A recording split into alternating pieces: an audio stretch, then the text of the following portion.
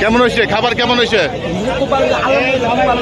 আসলে আসলে যে খাওয়াচ্ছে তার বিষয়ে কিছু বলেন। আচ্ছা আচ্ছা,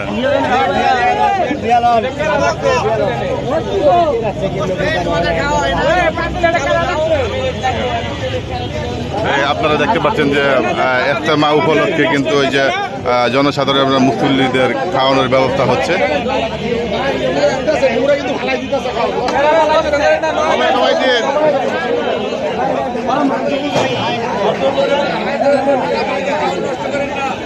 সবাই খাচ্ছে, দেখতে পাচ্ছেন ইজতেমার মুসল্লিরা দোয়ার শেষে পানি খাচ্ছে।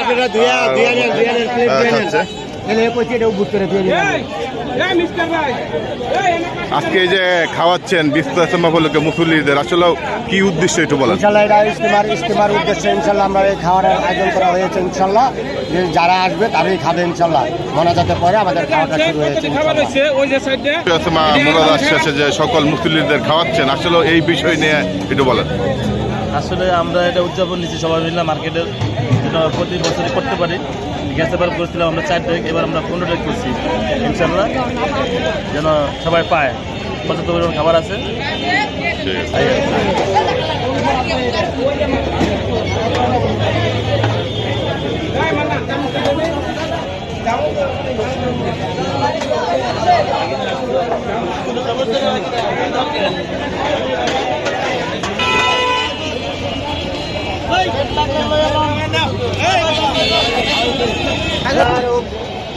খাওয়া